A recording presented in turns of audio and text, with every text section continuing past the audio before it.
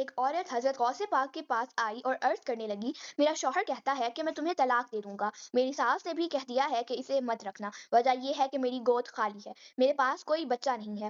شیخ عبد القادر جیلانی نے ہاتھ اٹھا لیے اور کہا، یا اللہ یہ بیچاری بہت تکلیف میں ہے۔ اسی وقت حضرت خضر علیہ السلام تشریف لائے اور فرمایا، شیخ عبد القادر جیلانی، اس کے لیے دعا مت کیجیے، میں اللہ کا پیغام لے کر آیا ہوں، اس کے نصیب میں اولاد نہیں لکھی گئی۔ غوث پاک بول اٹھے، اچھا تو اس کے نصیب میں اولاد نہیں ہے؟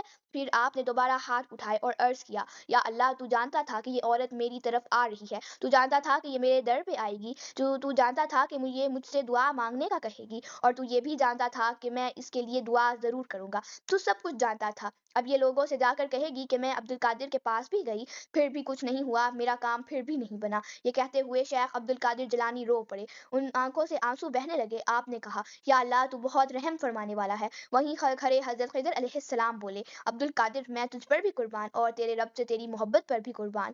پھر اللہ تعالیٰ نے فرمایا، بتاؤ اس عورت کو کتنے بیٹے چاہیے؟ غوث پاک نے عرض کیا، چونکہ یہ میرے پاس آئی ہے تو اسے 7 بیٹے عطا فرما دے، اور پھر اللہ تعالیٰ نے اس عورت کو 7 بیٹے عطا فرما دیے۔ جہاں غوث اعظم ہاتھ اٹھا لیتے ہیں وہاں تقدیر بدل جاتی ہے، کیونکہ ان کی دعا میں رب کی رضا ہوتی ہے، اور جسے غوث پاک کا در مل جائے اس کا دروازہ کبھی بند نہیں ہوتا۔